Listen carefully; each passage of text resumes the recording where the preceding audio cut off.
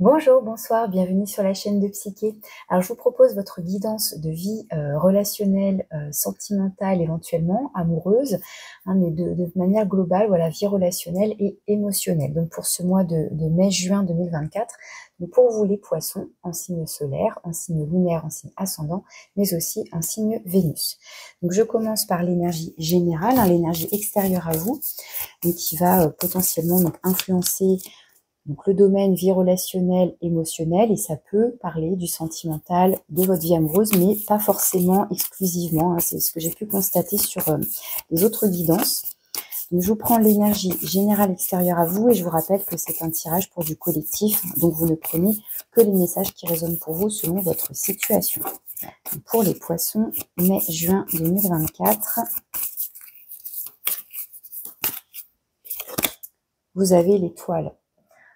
J'aime beaucoup à chaque fois cette carte, je la trouve très belle, autant l'illustration dans ce jeu que sa signification. L'étoile, c'est une carte qui nous parle d'avoir la foi, comment dire, de faire un souhait, mais dans l'idée de soit que justement, ça y est, ce souhait va être réalisé, soit que voilà, on y croit, on a envie d'atteindre ce rêve, ce souhait, cet objectif.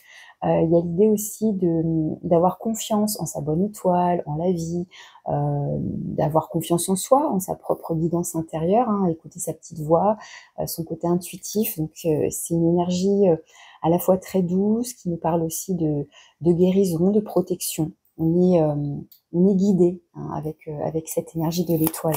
Alors je vous prends 3 cartes avec l'améthyste love pour compléter l'énergie de l'étoile qui vous accompagne donc sur cette période.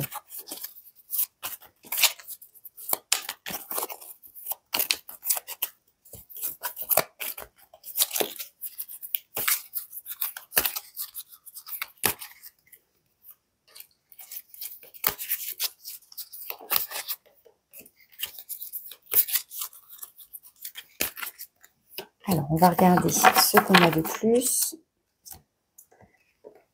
Alors, vous avez la sagesse, le bon raisonnement. Donc, on a une carte avec cette énergie, pareil, très posée, très douce.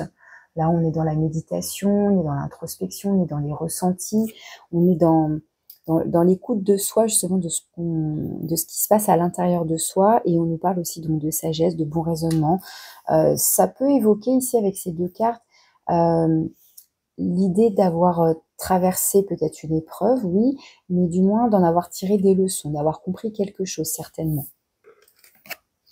Ici, on a le traumatisme d'humiliation, donc ça peut renvoyer pour certains peut-être, oui, à une blessure en particulier. Donc là, on a l'humiliation, mais au-delà de ça, si vous arrivez à le voir, il y a une petite larme, hein, sur le visage de cette femme. Donc ça au-delà de la blessure d'humiliation, ça reste une peine, un chagrin, une souffrance, quelque chose qui a pu précédemment, ou peut-être encore maintenant, mais vous faire du mal, vous blesser. Et encore une fois, avec ces énergies-là de l'étoile et de la sagesse, il y a l'idée peut-être, voilà, d'épurer, de nettoyer, de comprendre ce qui nous a touchés, pourquoi ça nous a mis dans cet état-là, etc. Et ici, on a amour éphémère, amour passager, flirt. Alors, avant de lire les mots, la première chose qui m'est venue avec l'illustration, c'est le fait que on souffle, on laisse aller. J'y vois quelque chose de très léger, et vous voyez, avec le vent, là, ça s'en va. Le vent, comme l'eau qui nettoie, le vent emporte. Donc c'est vraiment ça qui m'a parlé en premier, là, l'illustration. Mais voilà, les mots-clés, c'est amour éphémère, amour passager, fleur. Donc est-ce que voilà, il s'agit d'une relation voilà, dans laquelle vous vous êtes investi, vous y avez cru, justement, vous aviez peut-être mis des rêves dans cette relation, hein, vous êtes investi, et puis finalement ça n'a pas fonctionné pour x, y raison, et ça vous a donc peut-être blessé, fait du mal, peut-être que ça peut être plus profond dans le sens où l'autre vous a fait croire, ou bon, vous voyez, et donc vous vous sentez humilié ou trahi, ou vous voyez ce genre d'énergie là, de blessure comme ça, et ça a pu vous secouer. Donc encore une fois, vous adaptez, hein, ça reste des mots-clés, des symboles. Donc vous voyez, en fonction de votre histoire personnelle, comment ces énergies en fait se transpose dans votre situation à vous concrètement. Mais moi, ce qui m'a frappé, c'est vraiment l'illustration. Au-delà de l'amour éphémère, c'est ce côté de un peu de purification. Bon, j'aime pas forcément utiliser ce mot-là, mais ouais, de nettoyage, on laisse aller peut-être quelque chose. On verra s'il y a la 5 de coupe. Il y a un peu l'énergie de la 5 de coupe qui me vient, mais on verra si elle ressort avec le tarot. Donc, je vous fais un tirage en croix. On va aller voir un petit peu quelles sont vos énergies. Donc, je commence par les énergies positives, les énergies qui vous aident, qui vous soutiennent donc dans le domaine relationnel. Bah, très bien. Une jolie reine de coupe. Je continue en face avec le côté challengeant, ce sur quoi vous devez porter votre attention, hein, c'est décidément le point de vigilance. Hop, on a la 9 de bâton, ok. Au-dessus, ce sera la carte conseil. Je prépare tout et je vous explique carte par carte. Donc le conseil pour vous.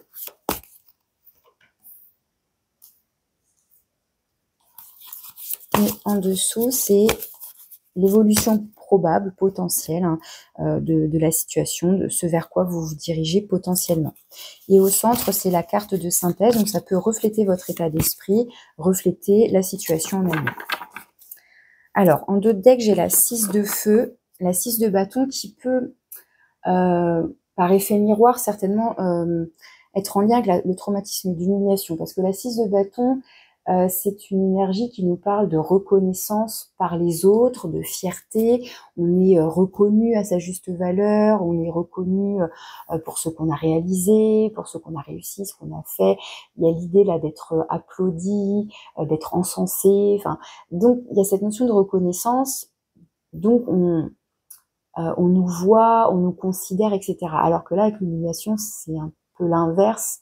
Hein, on a été peut-être rabaissé, humilié. Voilà, il y a un petit effet miroir ici. Alors, je vous disais, donc la reine d'eau qui s'est retournée, hein, c'est la reine de coupe ici dans vos énergies positives. C'est une carte qui nous parle là aussi de cette, je dirais, de cette douceur qu'on retrouve avec l'étoile. Alors pas enfin, il y a un petit peu de sagesse, oui, parce que c'est quand même une reine, donc il y a l'idée d'être expérimentée, hein, d'avoir de l'expérience, etc. Donc oui, une certaine forme de sagesse, mais c'est surtout que la reine de coupe, elle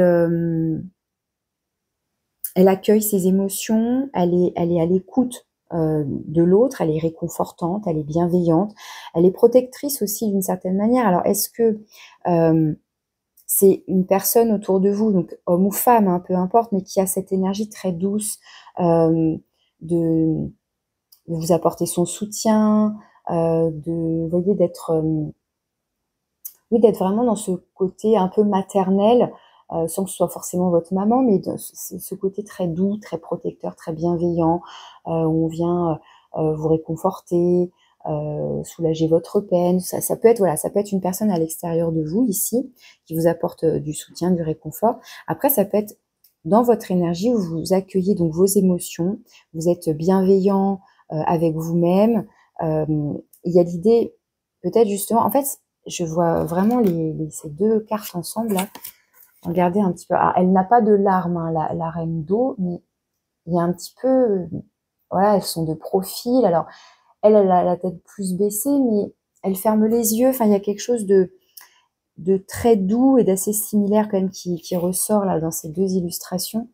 Donc voilà, le fait d'être bienveillant avec soi-même, je disais, d'accueillir ses émotions, d'accueillir ses pleurs si ça doit sortir, hein, encore une fois, dans l'idée d'évacuer peut-être quelque chose,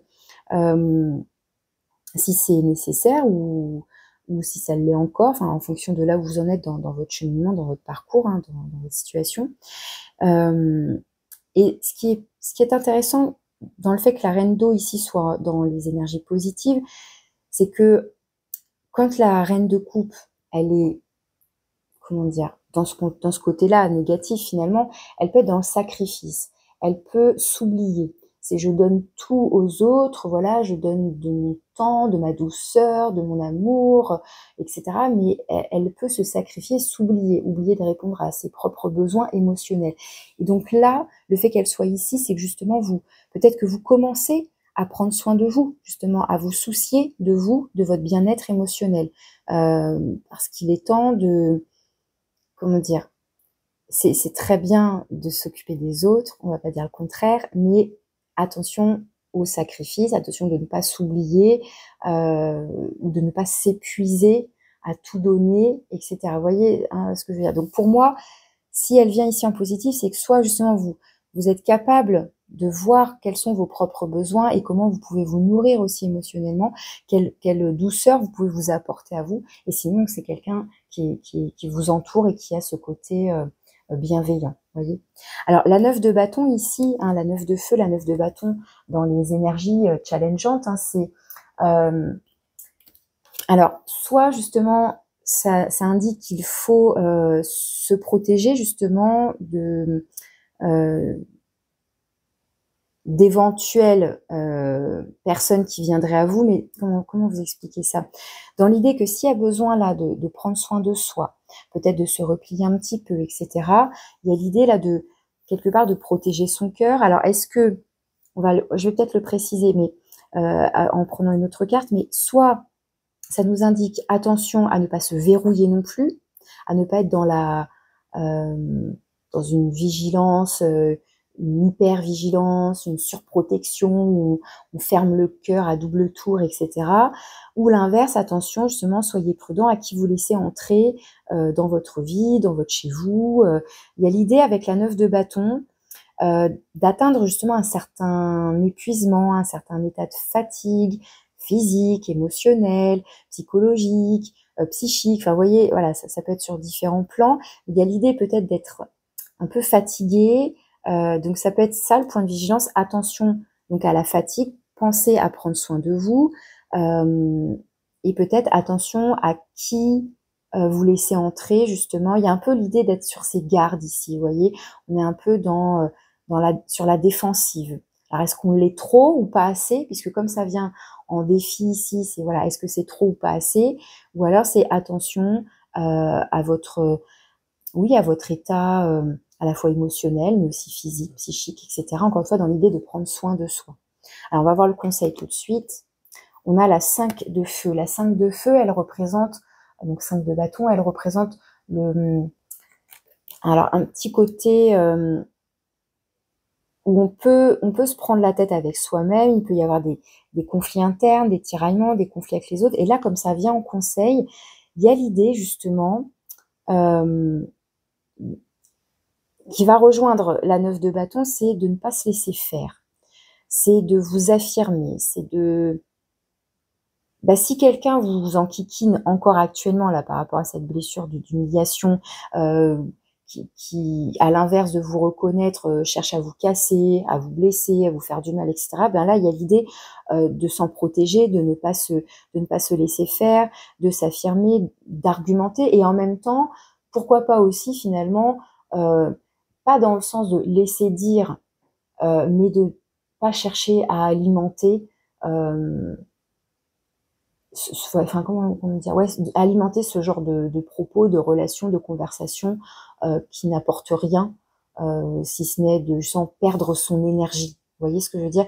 Il y a un peu ça là qui commence à se dégager de votre tirage. C'est attention peut-être à votre énergie, à ce dans quoi vous investissez votre énergie. Commencez déjà par vous en donner pour vous faire du bien, pour vous guérir, pour voyez, enfin en tout cas vous apporter du réconfort, de la douceur. Il y a quelque chose comme ça ici. Parce qu'à la fois, ici en conseil, c'est une énergie de lutte, de combativité. Et en même temps, j'ai envie de vous dire, mais vu que la 9 de bâton, elle vient ici en point de vigilance, c'est de ne peut-être pas dilapider son énergie dans des choses, notamment des communications, des conversations avec des personnes pour qui ça en vaut pas la peine. Vous voyez ce que je veux dire? Alors, tout ça nous amène vers quoi potentiellement? Bon, super. La roue de fortune, il y a l'idée que on passe à un autre cycle, hein, avec le nombre 10 ici. On en termine avec un chapitre, une étape, enfin voilà, une situation, et on va de l'avant, on avance. Il y a l'idée de, justement, peut-être enfin comment dire, s'il y a eu blessure, quelque part on en termine avec ce processus de blessure, guérison. En tout cas, il y a l'idée qu'on avance, que les choses bougent.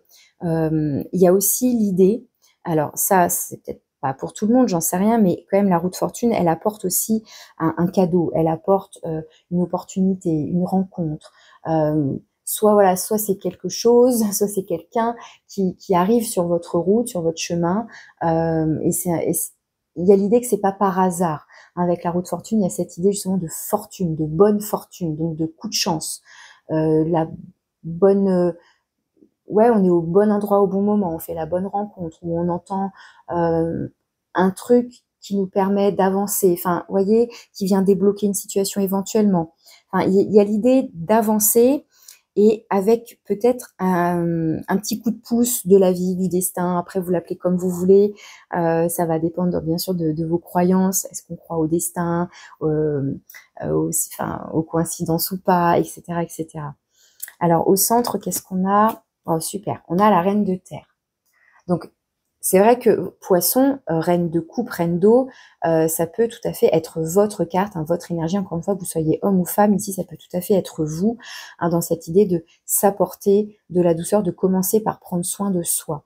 Mais ça pourrait être quelqu'un, encore une fois, en face de vous qui vous apporte un soutien. Pour moi, c'est un appui, hein, ici, voilà, que ce soit vous avec vous-même ou quelqu'un d'autre.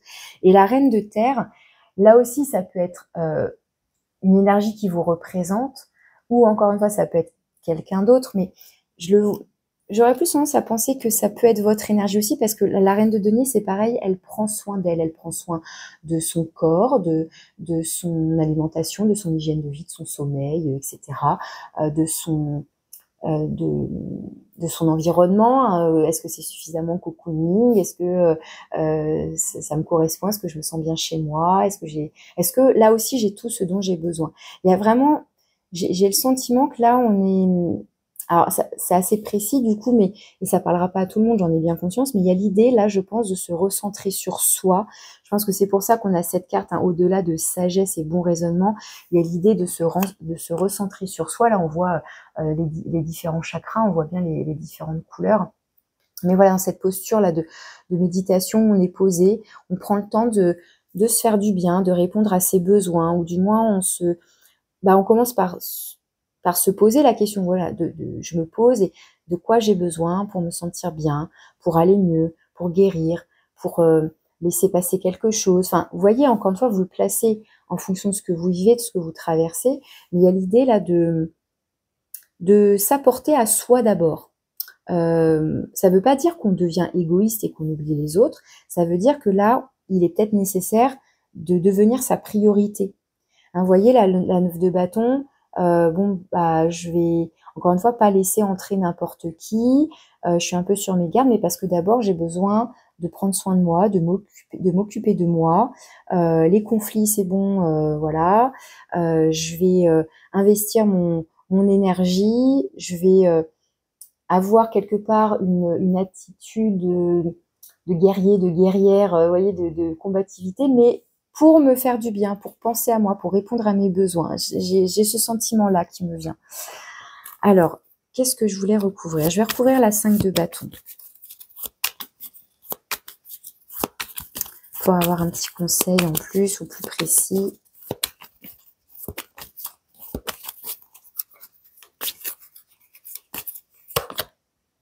Vous voyez, c'est vraiment ça. Vous avez la carte de la force.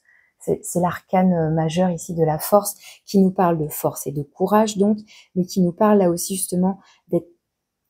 Encore une fois, il y a une notion de lutte, de combativité, mais de ne pas... ouais, encore une fois, de ne pas dépenser son énergie.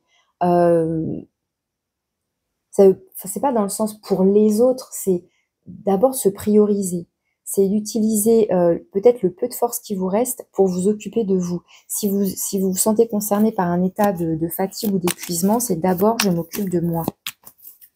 J'ai besoin de retrouver des forces, de répondre à mes besoins émotionnels, à mes besoins physiques primaires, donc justement mon alimentation, mon sommeil, les soins du corps en fait tout simplement, de mon chez-moi, de mes vêtements, enfin vous voyez, hein, il y a un peu de tout ça là. Alors est-ce que vous êtes oublié justement pendant un moment? Est-ce que vous avez tout donné à quelqu'un ou dans une relation pour finalement j'allais dire pour rien, non, mais dans l'idée que bon, bah, ça s'est terminé plus vite que prévu, peut-être de manière brutale, de manière irrespectueuse, etc. Et ça vient vous bousculer, ça vous a pris de l'énergie. Enfin, vous voyez, c'est vraiment ça qui ressort pour vous. Alors, sur la 9 de bâton,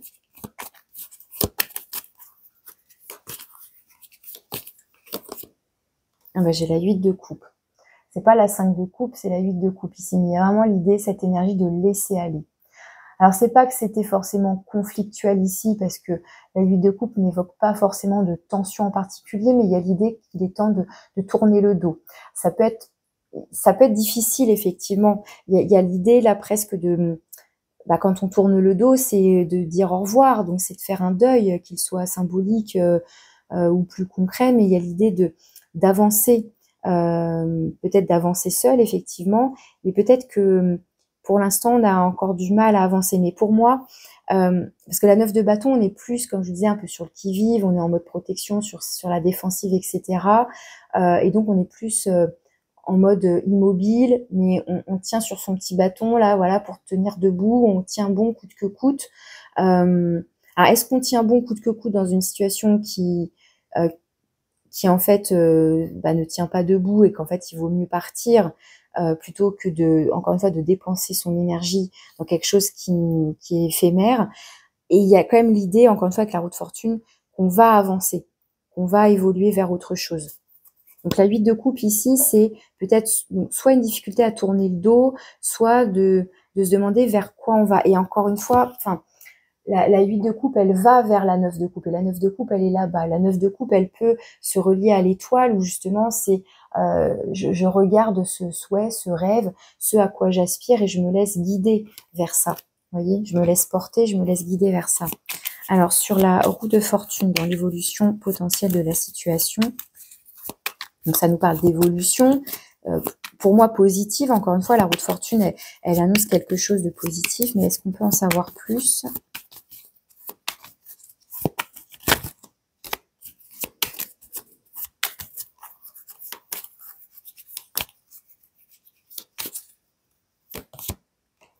Bon, on a la 5 d'épée. Alors, ça peut évoquer que ça tourne encore en boucle dans la tête. La 5 de bâton, ça peut être donc les conflits internes, je vous disais tout ce qui peut être un petit peu tendu, etc. Mais la 5 d'épée, vous voyez, on se prend la tête. Ça cogite, ça peut être ça, cette roue, effectivement, ça peut être le côté, ça tourne en rond. Donc là, est-ce qu'on est bloqué dans ses pensées ?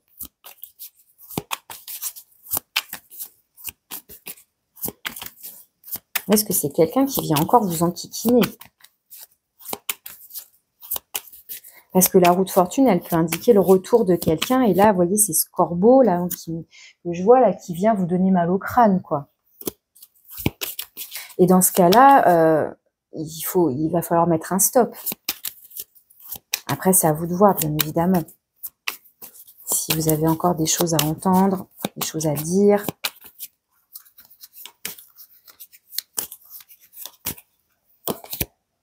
Bon, très bien. Reine d'épée. Alors ça, je suis contente, vous savez pourquoi ? Parce que, comme je vous disais, si ce que je comprends ici, c'est quelqu'un qui revient à vous pour vous enquiquiner, eh bien, a priori, vous voyez, vous avez déjà la reine de coupe, la reine de terre, eh bien, vous passez ensuite à la reine d'épée. Et la reine d'épée, c'est j'écoute ce que tu as à me dire, mais fais gaffe à ce que tu me dis. Parce que là, en gros, je me suis ressaisie, j'ai séché mes larmes, j'ai compris des choses, je suis... il y a l'idée là de...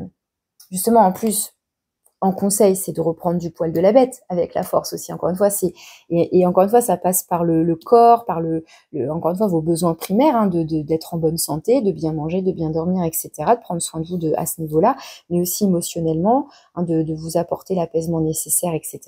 Et puis ensuite, avec la reine d'épée, il y a comment dire, une communication tranchante dans le sens où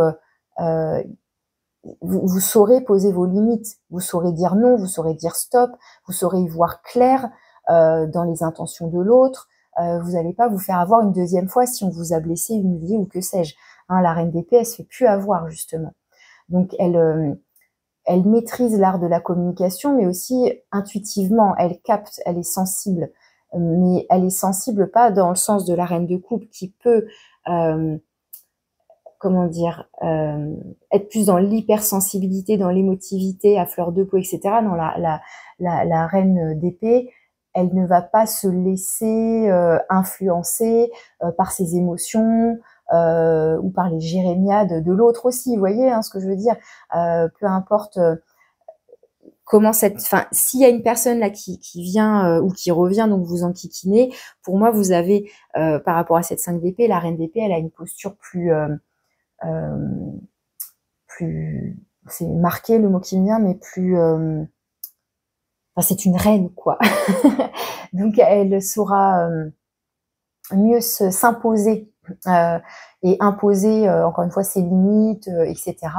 Et qu'est-ce que je voulais dire de plus avec la reine d'épée? Et oui, et si elle doit trancher des têtes, entre guillemets, elle n'hésitera pas, justement parce qu'elle ne veut pas, comme je disais avec cette 9 de bâton, il y a l'idée là d'être sur la défensive, oui, de se protéger, mais on le fait de manière intelligente, on exprime ce qu'on a à dire, on écoute, on n'est pas dans le non, dans non, je t'écoute pas, vous voyez, on est dans l'écoute, c'est ok, je vais écouter ce que tu as à me dire, par contre fais gaffe à ce que tu vas me dire.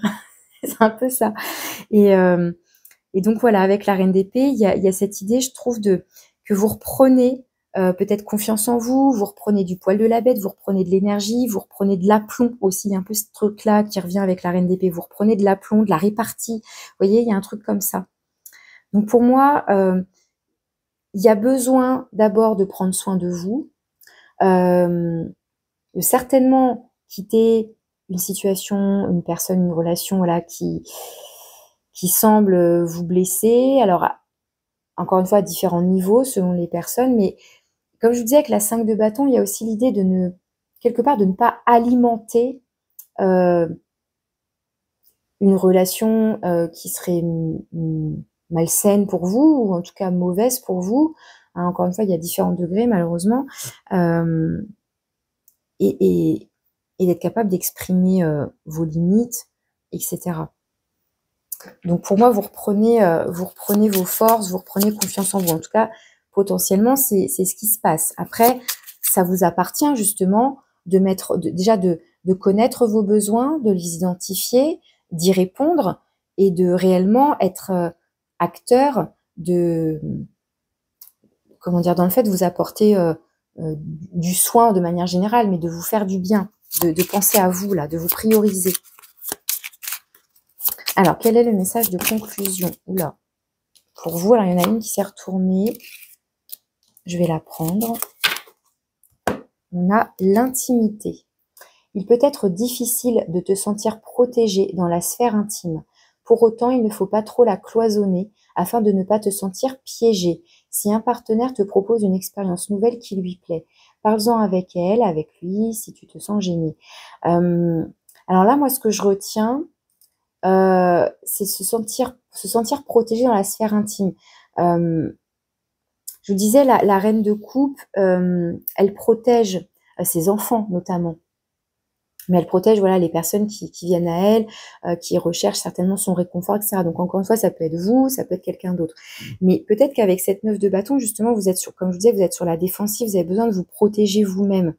Donc là, on vous dit, pour autant, il ne faut pas trop la cloisonner afin de ne pas te sentir piégé. Donc là, je vais un petit peu extrapoler la carte parce que, oui, là, ça parle du domaine de l'intimité, du côté charnel, etc., de ce qu'on peut partager dans l'intimité avec son partenaire. Mais au-delà de ça, ce que je comprends, c'est à la fois vous voyez, si vous vous sentez, parce que ça peut être ça, la 9 de bâton, finalement. Quelque part, on peut y voir une situation dans laquelle on se sent enfermé, alors qu'en fait, il faut partir. Au contraire, il faut s'en libérer. Alors, parce que vraiment, la 9 de bâton peut évoquer une certaine usure. Et donc, si on est usé, on n'a même plus la force de partir. Et donc, il devient difficile de se mettre en mouvement. Donc, d'abord, on commence par, encore une fois, par s'occuper de soi, s'occuper de sa santé, de son énergie, etc., sa vitalité, pour pouvoir ensuite encore une fois, reprendre des forces, reprendre du poil de la bête et mettre en place des actions, s'exprimer, etc., etc. Mais là, voilà, il y a des mots-clés comme ça, la, la, la protection, cloisonner, piéger. Et donc oui, parle-en avec lui, avec elle, si tu te sens gêné, mais c'est au-delà de se sentir gêné, c'est que s'il y a quelque chose qui ne vous plaît pas, il va falloir apprendre à le dire, à l'exprimer, à ne ouais, si vous n'êtes pas d'accord, en tout cas qu'on ne vous force pas à faire quoi que ce soit. Enfin, parce que c'est vrai que là, avec ces cartes-là, le côté humiliant, rabaissant, on vous reconnaît pas ou ce genre de choses, il pourrait y avoir un côté, effectivement, un petit lien avec la carte sur le fait qu'on vous a, entre guillemets, enfin je dis entre guillemets, mais allez savoir, mais on vous a forcé à faire quelque chose et puis finalement, bah non, et ça vous a mis mal et vous culpabilisez, vous vous sentez pas bien. Enfin, vous voyez, c'est des situations qui peuvent arriver et ça, c'est important de, de l'identifier, d'en parler avec le ou la partenaire, peut-être à un proche ou une proche en particulier, voir un thérapeute, pourquoi pas, éventuellement quelqu'un d'anonyme, d'extérieur. Enfin, en tout cas, l'idée c'est de ne pas non plus rester seul. Et encore une fois, d'identifier vos besoins. Il peut y avoir un petit message là, un petit peu plus précis en annexe, mais bon, voilà, c'est que si ce message est sorti parmi tout ce qui a explosé là, c'est que ça devait être entendu. Voilà les messages que j'avais pour vous, les poissons. Donc, je vous remercie de votre écoute. Si ça résonne, si ça vous parle, je vous remercie de liker. Ça me permet ça me permet de me soutenir dans mon travail, dans ce que je vous propose. Éventuellement, un petit commentaire aussi, c'est toujours agréable. Et puis, si vous avez besoin d'une guidance personnalisée pour approfondir votre situation en particulier, vous avez mon mail pour me contacter. Voilà, je vous remercie de votre écoute et je vous dis à bientôt.